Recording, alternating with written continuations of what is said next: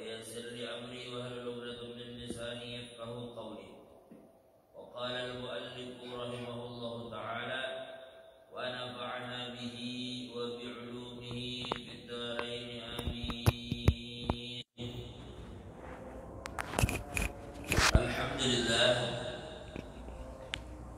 segala puji hanya milik Allah yang telah mengumpulkan kita bersama-sama di masjid ini dalam keadaan sehat walafiat. Salawat dan salam kita haturkan kepada junjungan kita Nabi besar Muhammad sallallahu alaihi wasallam, kepada keluarga beliau, sahabat serta orang-orang yang rela meneruskan perjuangan beliau hingga hari kiamat.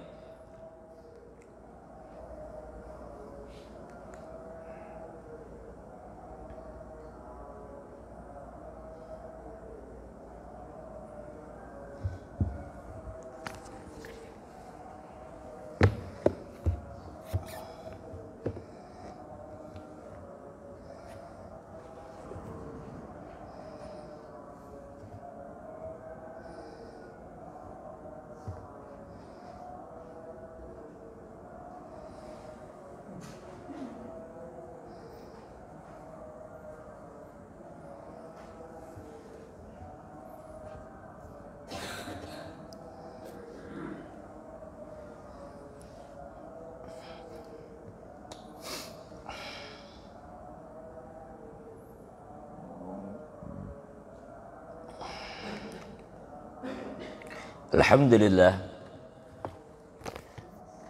kita kembali dipertemukan oleh Allah setelah sekian purnama. Kata tamu lebih sebulan. Alhamdulillah kita diberikan kesehatan, keafiatan oleh Allah Subhanahu wa taala.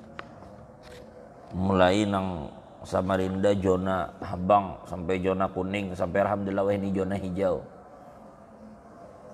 Alhamdulillah, mudahan selalu diberikan kesehatan oleh Allah. Langsung saja kita berbicara. Ada sebuah nasihat daripada Imamul Ghazali rahimahullahu taala.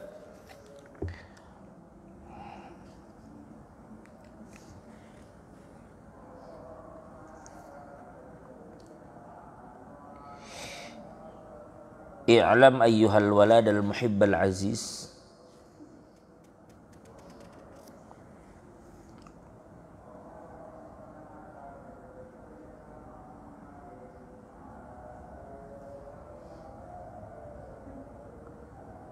atallahu baqa'ak.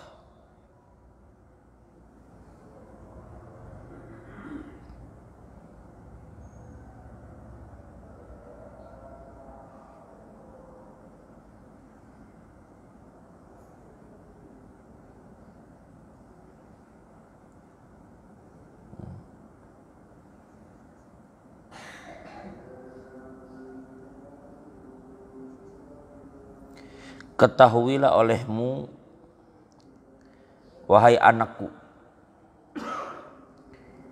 yang tercinta dan yang mulia. Ini pesan Imam Ghazali kepada murid-murid beliau.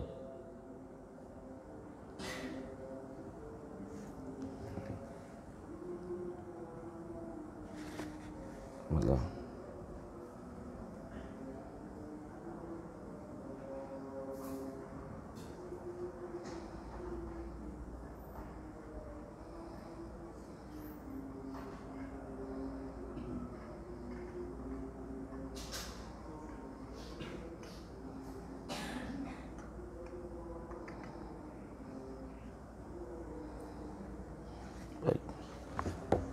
Ini ada pesan daripada Imamul Ghazali kepada murid-murid beliau yang sudah menyelesaikan pelajaran di hadapan beliau dan ada niat untuk pergi berdakwah dan kembali ke kampung mereka masing-masing. Berarti dalam tanda kutip sebenarnya pesan ini diberikan Imam Ghazali bukan kepada orang yang baru belajar, tetapi kepada orang yang selama ini sudah berpuluh-puluh tahun belajar di hadapan Imam Al-Ghazali. Bahkan dikatakan di sebagian riwayat bahwa murid yang meminta nasihat ini bahkan murid yang sudah menyelesaikan kitab Ihya Ulumuddin dan kitab-kitab lain yang ditulis oleh Imam Al-Ghazali dan membacanya langsung di hadapan Imam Al-Ghazali. Jadi ketika dia akan pulang lalu dia meminta pesan. Lalu pesan itu kemudian dibukukan oleh Imam Al-Ghazali, dibukukan dan diberikan kepada murid tersebut sebagai bekal. Nah, maka di sini nasihat ini jujur sebenarnya cukup berat bagi kita, tetapi itulah nasihat. Terkadang inya mur, terkadang inya pahit. Tetapi mau tidak mau kita harus telan. Makanya di awal saja daripada kitab ini nasihatnya cukup kuat bagi kita. Kalau bahasa kita itu cukup mengena dan menyindir kita. Beliau katakan, "Alam ayyuhal waladu wal muhibbul aziz." Ujar beliau, ketahilah wahai anakku yang tercinta yang mulia. Atalallahu baqa'ak, mudah-mudahan Allah memberikan kamu umur yang panjang.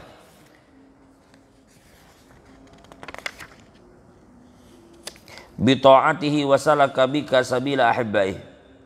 Dan semoga Allah memberikan kamu umur yang panjang untuk berbuat taat kepada Allah, dan mudah-mudahan Allah memberikan kamu kemampuan dan taufik untuk berjalan di jalan orang-orang yang dicintai oleh Allah Subhanahu wa taala. Sebelum memberi nasihat, Imam Ghazali memberikan doa. Wahai anakku. Jadi orang mengira kitab Ayyuhal Walad ini kitab untuk anak-anak sebagai nasihat. Oh kada. Ini kitab bukan nasihat untuk kekanakan. Tetapi ini nasihat justru diberikan kepada orang-orang yang telah selama ini menuntut ilmu begitu lama kepada Imam Ghazali.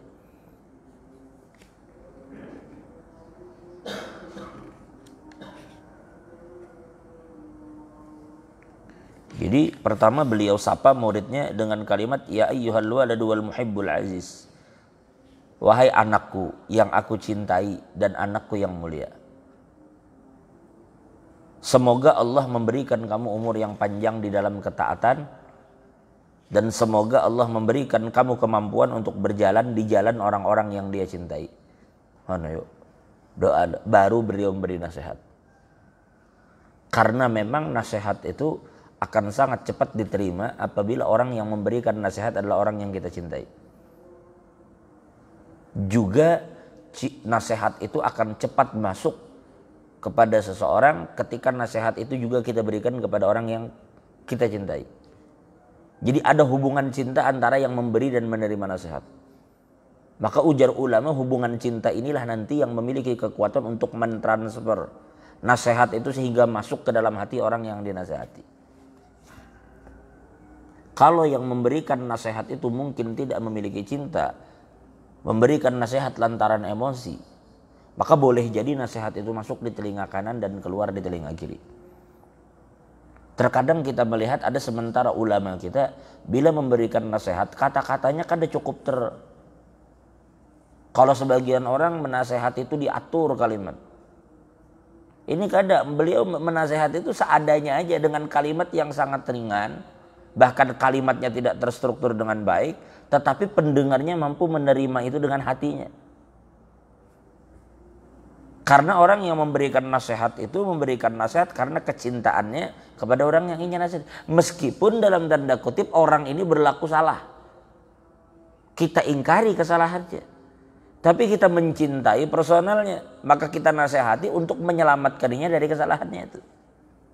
Makanya Imam Al-Ghazali sangat luar biasa di dalam mendidik kita supaya sebelum kita menasihati orang lain, maka yang pertama harus kita lakukan tentu diri kita perhatikan. Yang kedua, tanamkan bujur-bujur bahwa kayak apa caranya kita mencintai orang yang kita nasihati itu. Dan arahkan nasihat ini kada hanya keluar. Karena ujar guru Bahari, nang jasirin. Telinga yang paling parak lawan muntung nyawa itu telinga nyawa seorang. Kita berbender ini yang paling parak telinga kita. Maka arahkan nasihat itu yang pertama ke diri kita seorang dulu. Karena terkadang yang paling berat menerima nasihat itu ya diri kita seorang. Bila orang tuh menasehati, kadang-kadang kita nih, siapa pulang orang nih? Oke, kalau kadang mau menerima nasihat dari orang, sekarang diri seorang ini menasehati, iya juga kadang-kadang lah. Makanya ujar khatib rancak, usikum wa iyaya jar bitaqwallah. Atau usi nafsi wa iyyakum bitaqwallah. Aku wasiatkan kepada diriku dan kalian untuk bertakwa, ujar khatib. Nah, supaya tidak melupakan diri kita sendiri. Yang pertama, ini nasihat karena keluar dari muntung ulun. Yang pertama arahnya ke telinga ulun seorang. Dan karena mata ulun yang membaca tulisan ini jelas bagi ulun. Cuma ulun membaca nasihat untuk diri ulun ini bemik. Lalu biar mendengar. Ya silahkan kalau biar hendak ambil faedah dari nasihat ini. Ini nasihat Imam Ghazali, bukan nasihat ulun. Ujar Imam Ghazali, inna mansyuran nasihati yuktabu min ma'dinir risalah.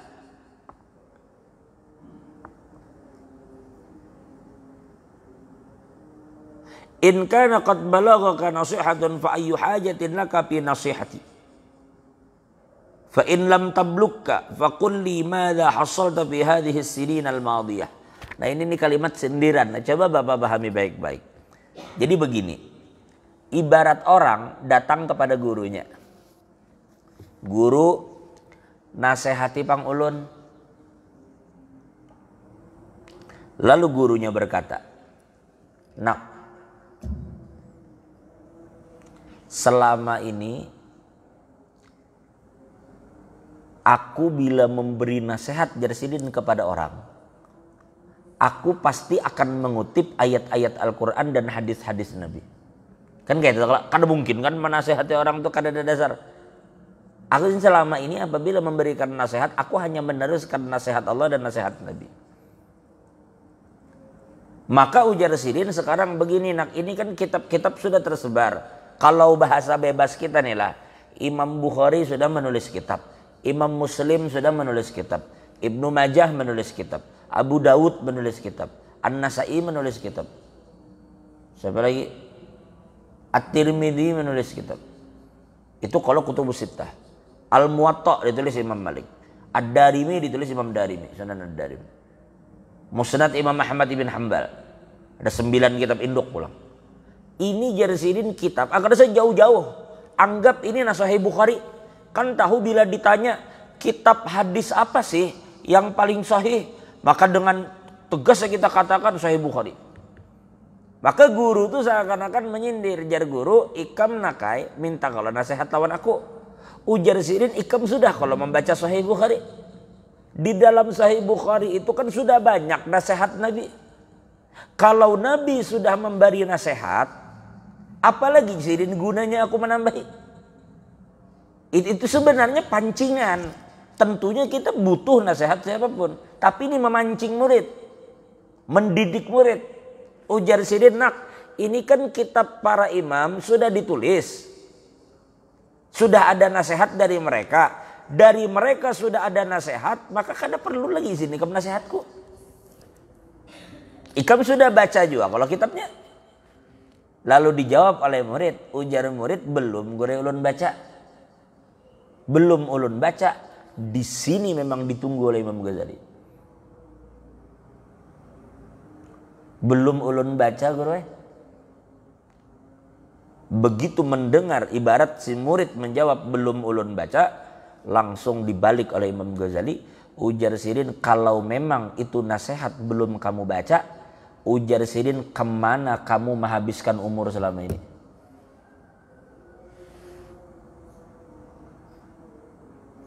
Habis sampai jadi sebujurnya jika kita tutup nasihatnya cukup sudah bagi kita.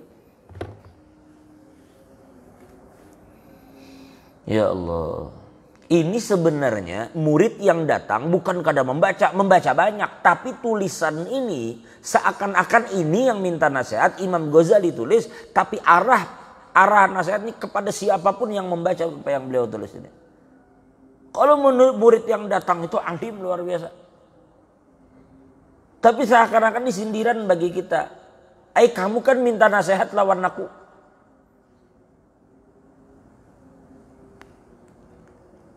ibarat dia lah, ya, memang di satu sisi kita perlu membaca buku, tetapi perlu juga kita berguru. Karena mungkin juga pulang kita membaca buku karena berguru. Tetapi kita kadang di satu sisi bila ada waktu luang jangan jawabian tapi salon buku. Karena kalau ulun bicara setengah jam, ulun bicara setengah jam, kadang yang ulun baca 1-2 baris, kemana-mana akhirnya. Berbeda dengan pian duduk membaca setengah jam, banyak yang pian dapat. Lalu misalnya di sini ada satu buku yang masyhur dijual orang, lalu pian datang, anu Pang, nasihati aku Pang. Lalu jawab itu kan di buku tuh ada sudah nasihat. Lalu jawab pian, tapi aku belum membaca. Nah itu yang ditunggu Imam Ghazali memang. Maksud Sirin kalau memang kamu belum baca selama ini kamu menghabiskan umur kemana? Zaman itu TV kadada, HP kadada. Lalu kemana man umur? Melamun, guring. Ya Allah. Dan kita sadarilah kada usah ini kita ingin kena nih. Kita selama ini berapa banyak hadis Nabi yang kita baca dalam satu hari? Kita terlalu banyak melewatkan waktu kita kosong.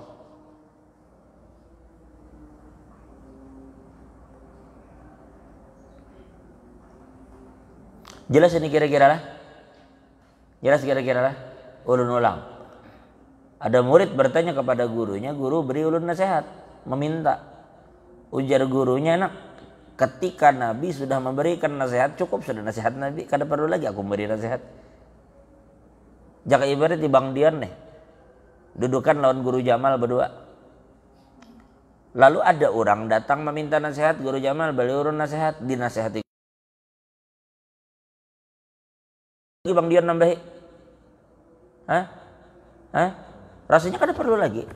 Bahkan kita pun mengambil manfaat dari nasihat Sirin gitu lah. Nah kayak itu sih jadi ini Nabi Muhammad yang menerima wahyu.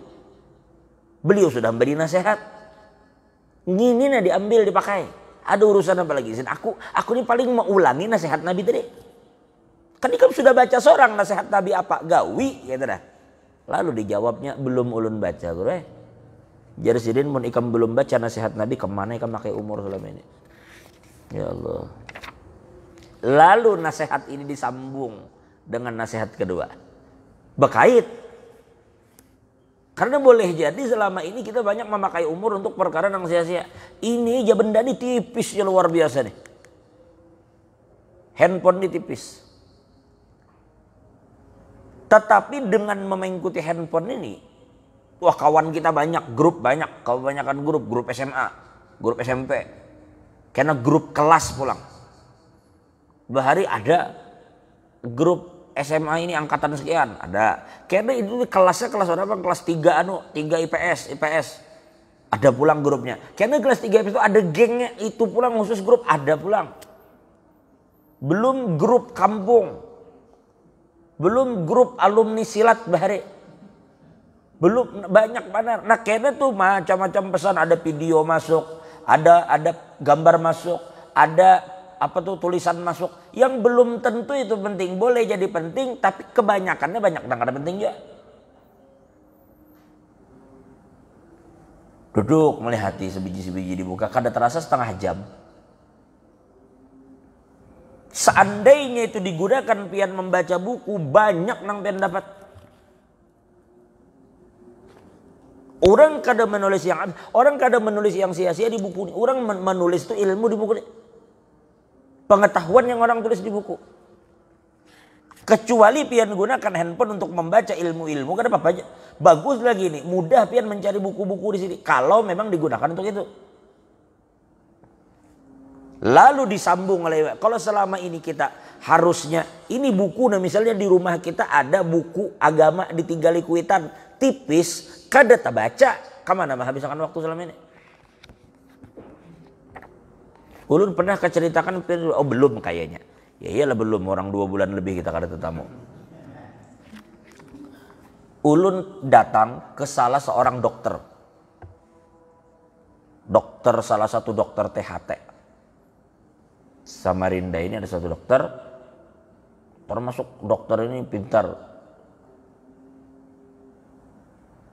dokter spesialis, ahli. Dulu ketika beliau kuliah itu hendak dikirim, pilihannya antara Inggris apa Amerika dulu, karena beliau itu mampu memperbaiki gendang telinga orang yang rusak. Memang spesialisnya di THT. Nah, ulun masuklah ke ruangan, waktu itu ulun agak sakit telinga nih. Kenapa? Karena kebanyakan dikorek pakai cotton bud. Banyak ada bagus sekalinya, gatal kan gisang deh hemat, luka sekalinya. Nangaran luka datang. Begitu masuk ke ruangan dokter itu, buku hibak. Mati ulun di ruang praktek perpustakaan lah. Hibak buku, dan si dokternya pun lagi di hadapannya tuh ada buku terbuka. Dan bepulpen, rapi orangnya, bepulpen bestabilo, aduh kata dah. Buku tuh terbuka seperti. Di lemarinya ulun lihat ada buku-buku macam-macam, ada bukunya tulisan Ibnu Jauzi, ada bukunya Habib Zain bin Smith. Banyak buku, banyak belemari bukunya. Ada beberapa lemari. Tuntung THT, tuntung macam, ulun tanya, ulun banyak juga dok lah buku di sini. Jadi jadi dokter itu, iya pak jar. Hitung-hitung saya nambah ilmu aja. Karena daripada waktu kosong kadang-kadang nunggu pasien belum datang. Kadang-kadang pasiennya datang nih belum, menunggu di luar masih di sini ada waktu kosong. Daripada saya kosong lebih baik saya membaca. Karena banyak sih ilmu yang bisa saya dapat dari buku itu. Dalam hati ulun, ini dokter loh, orang pintar. Tetapinya kadang menyia-nyiakan waktunya, buku dibacanya, diandak jadi kadang mau menunggu pasien tuh, kadang ada gawian besiul-siul ke apa, kadang mau. Di buku dibacanya nah. Jadi kadang orang tuh pintar terpisah dari buku itu mau pak. Nah lalu kita sambung ke nasihat berikut. Coba di nasihat berikut, lalu yang kedua, ayyuhal walad, ay anakku sih. Min jumlati mana sahabihi Rasulullah ala ummati qauluhu alaihi salatu wassalam. Sekarang Jesirin, kalau memang kamu mengatakan, ini kan tadi di ado kalau Jakaurat catur itu sekakmat kalau. Kamu belum dengar ke hadisnya? Belum murid. Kamu mana mah bisa kan umur? Tadi amai murid. Lalu Sidin mengatakan pulang. Nak, di antara nasihat Nabi yang pertama,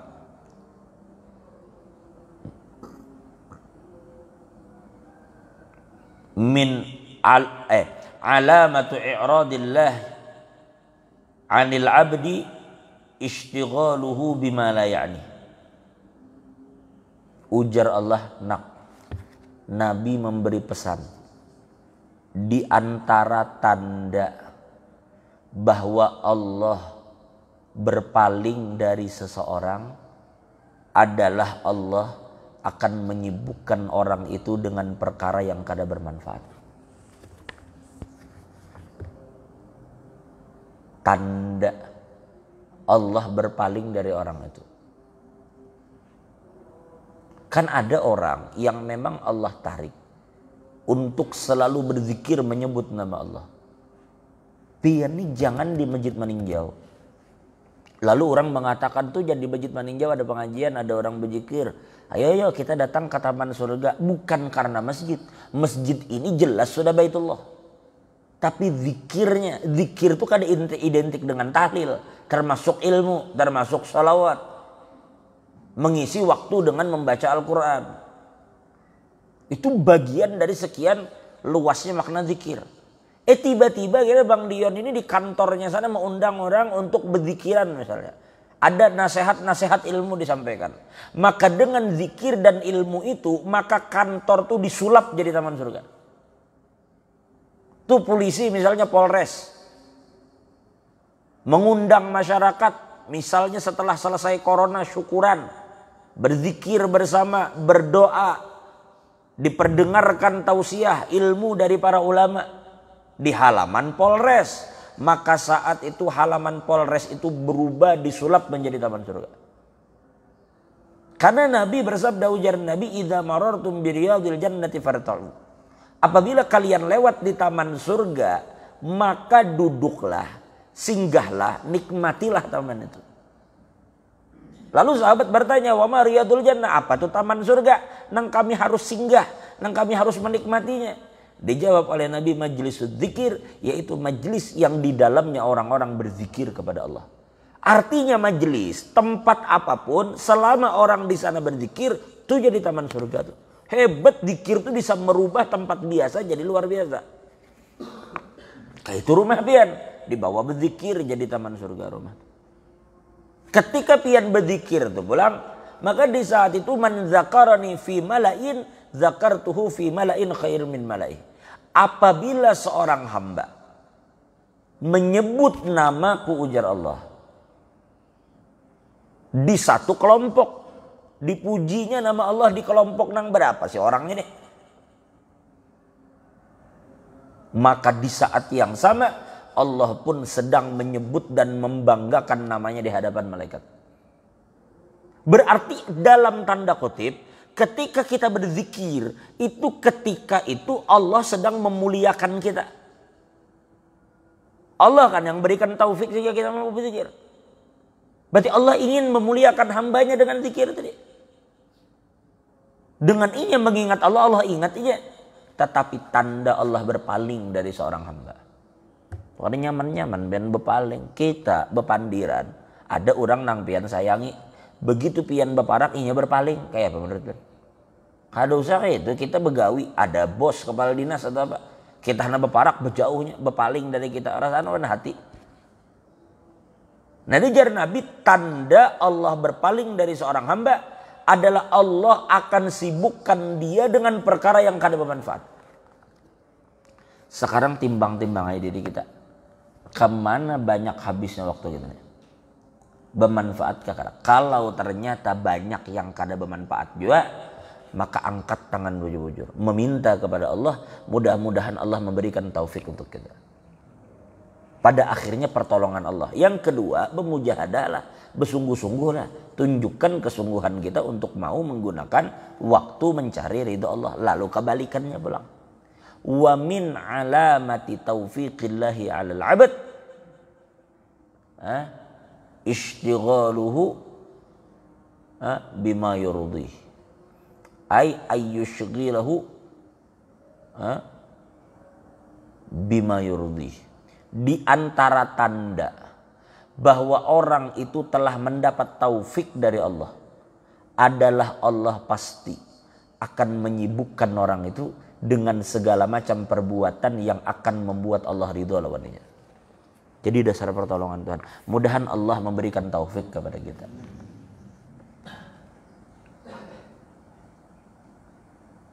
Ya Allah. Lalu kemudian lanjutannya, wa inna mra'an zahabat sa'atun min umrihi fi ghairi ma khuliqa lahu min al-ibadati jadirun ayyatula alaihi hasaratuhu.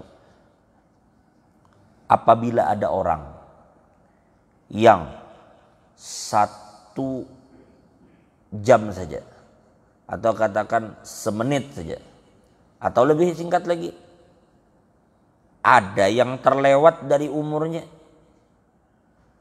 dan digunakannya untuk perkara yang bukan tujuannya diciptakan.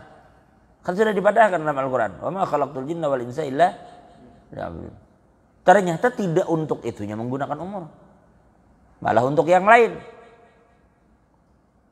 Berlomba-lomba dalam dunia bahkan merampas harta orang.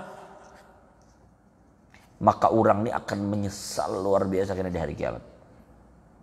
Kita kada usah gini bicara merampas harta orang. Kita kada usah gini bicara menindas dan menzalimi orang. Bahkan di sini dikatakan orang yang masuk surga aja dia akan menyesal. Menyesal apa? Menyesal kenapa dulu di dunia terlewat 1 detik sedangkan inya kada berzikir kepada Tuhan. Saking inya mengerti, ini sekalinya balasan untuk orang yang berzikir. Lalu lewat waktu, inya kada berzikir lawan Tuhan, tuhnya nyesal benar. Jika kita begawi juga, kadang-kadang ada penyesalan apabila keluputan untung. Kita misalnya anggap kita mangkal di wadah ojek kan ada Gojek, ini ada pangkalan kadang-kadang wadah mangkalnya. Duduk di situ, harinya panas. Panas ya. Anak bulik dulu jangan guring-guring. Bulik sekalinya kada lawas datang pulang ikam jar sumalam pangguring. Paling 5 menit jar mbah ikam bulik tuh ya datang orang ke sini berbagi duit masing-masing kami dibari 300 jar. Berarti dibari baras bari anu. Waduh jar kenapa aku semalam sungsung-kan kayak itu jadi anunya. Cok aja aku semalam 5 menit 10 menit lah kita lambat dapat juga aku jar. Nah kadang-kadang penyesalan gitu bisa timbul karena kita kelepasan terhadap target-target dunia tadi. Luput lalu itu nyesal. Maka kayak itu juga orang-orang di akhirat ketika ada yang lepas waktunya daripada zikir dan inya tahu andai itu dilakukan balasannya ganal banar maka inya akan meminta kembali.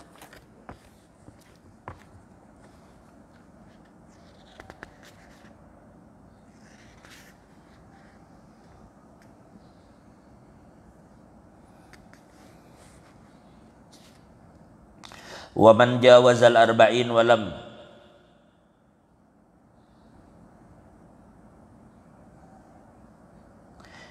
yaghlib khairuhu ala syarrihi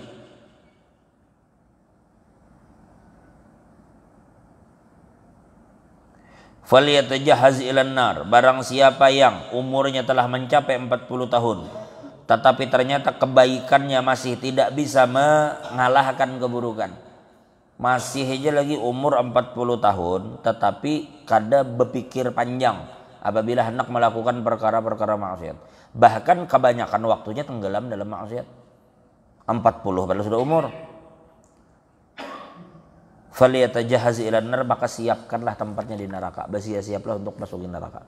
Maksudnya kada berarti bila orang umur 40 tahun bermaksiat yang dipacang neraka. Boleh jadi di akhir umur Allah akan memberikan ini hidayah dan taufik. Tapi kalau kita bicara normal, orang bila sudah umur 40 tahun begitu maka watak itu sudah sulit berubah. Kada usah ya umur 40. Bahkan ujar para psikolog sekarang anak itu apabila umur sudah umur 9 10 tahun itu hanya itu pun sebenarnya mengatakan terlambat. Periode emas kekanak itu jar di masa-masa inya batita tuh melihat orang tuanya dari segi merajunya, pemarahnya, di situnya dibentuk karakternya. Kalau sudah anak tuh SMP itu terbentuk pada sudah karakternya. Meskipun mungkin masih bisa karena ibarat sesuatu tuh masih kada terlalu keras untuk dibujuri. Tapi kalau sudah umur 30, 40 apalagi, maka biasanya orang sudah dengan watak seperti itu menetap watak itu. Makanya maaf jangan heran ada sebagian orang makin inya Tuhan makinnya keras. Kerasnya. Karena watak begitu kada berubah. Nah, umur 40 mestinya orang sudah mencapai puncak untuk membedakan yang baik dan kada baik lagi. Kalau anak belum tahu urusannya. Misal lah.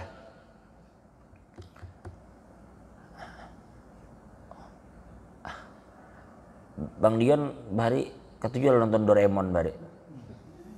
7 lah. 7. Yang wah ini bang masih ketujuh lah bang ini. Hah? Kita nonton Doraemon aku lah.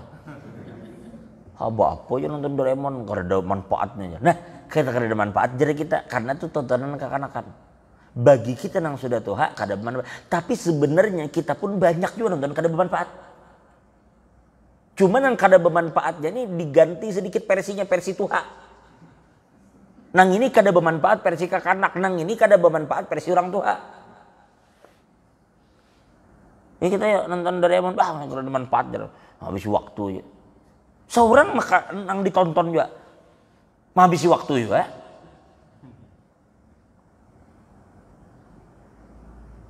Nah disinilah umur itu yang harusnya orang umur 30 lebih sudah cukup matang. Nabi Isa aja kan diangkat umur 33. Dan Nabi Muhammad itu mendapatkan wahyu di umur 40, kematangan umur di situ emang. Umur 40 tahun. Al-Imam Al-Ghazali umur 30 tahun sudah menjadi ulama yang tidak tertandingi. Al-Imam Al-Ghazali. Al-Imam Syafi'i umur belasan tahun sudah berfatwa. Jadi maksudnya bila sudah kita umur 40 tahun itu sedang yang sudah, artinya sudah, kan Allah Ta'ala sudah juga memberi sinyal. Kadang-kadang dulu behimat, wah ini berjalan pina anu lagi, kadang kayak bahari lagi udah lutut pina rinyut-rinyut. Sedang pulang jar ke Maninjau naik tangga. Rinyut-rinyut lutut. Terasa ada umur. Kadang kau didustai kan. Ulun aja begunting. Begitu ulun begunting, ulun takut di tukang gunting. Kenapa ulun rambut ulunnya habang. Jadi ujar tukang gunting itu lain habang tuh jar, itu pacang jadi huban. Nya awalnya habang dulu pindah menyala kayak tolak. Kada lawas nang habang tuh putih nya. Nah tukang cukur aja bapandir anu guru jar kada kawa ajar. Itulah sudah janjinya nang kada kawa ditolak. Belum makin hebat tuh tukang cukur.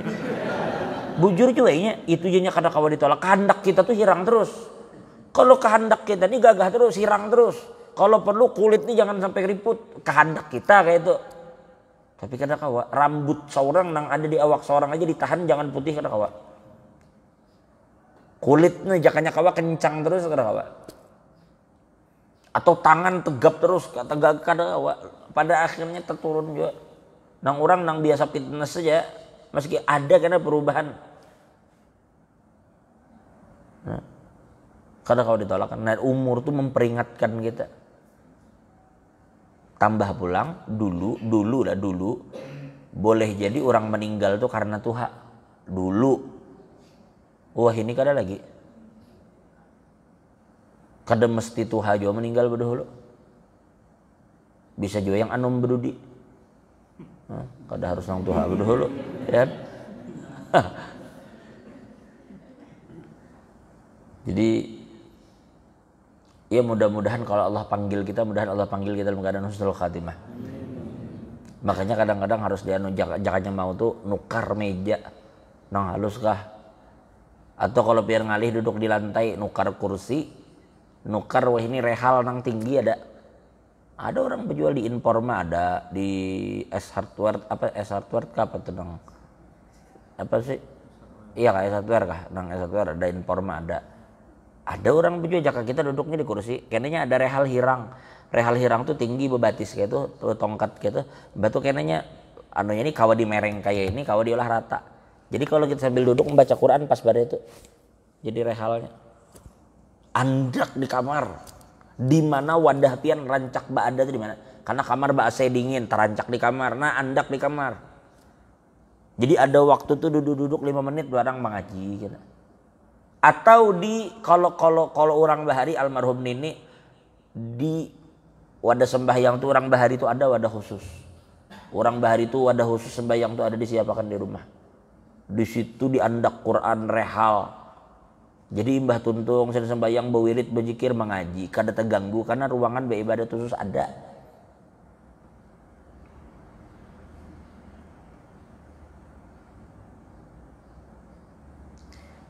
Ini ulun rasa cukup bagi kita. Yang pertama Imam Ghazali pertama memancing muridnya, ayah nak bila ikam hendak nasihat Nabi kan cukup aja sudah selama ini yang ikam baca, kada perlu lagi nasihatku. Jadi saya si murid belum ulun belum baca, ujar sidin mun ikam belum baca selama ini maaf ikam. Satu. Yang kedua lalu sidin ulang, ujar sidin di antara nasihat Nabi adalah tanda Allah berpaling dari seorang hamba, Allah akan sibukkan dirinya dengan yang kada bermanfaat. Makanya hadis Nabi katakan min husni islamil mar'i tarkuhu ma la ya'ni. Di antara tanda bagusnya agama seseorang adalah inya akan meninggalkan perkara yang kada bermanfaat. Ya setidaknya jika waktunya itu dalam 1 kali 24 jam, setidaknya inya lebih banyak menggunakan waktu untuk yang bermanfaat, lebih banyak. Wallahu a'lam bishawab. Allah mengampuni dosa kita, Allah tutup segala dan kurangan kita, dan mudahan kita semua yang hadir tidak akan dimatikan kecuali dalam keadaan husnul khatimah, dan mudah-mudahan kita semua yang hadir diberikan kesehatan zahiran wa batinan la hadhihi niyyah wa ala kulli ma nawa bihi sallallahu alaihi wa hadratin nabi al-fatihah.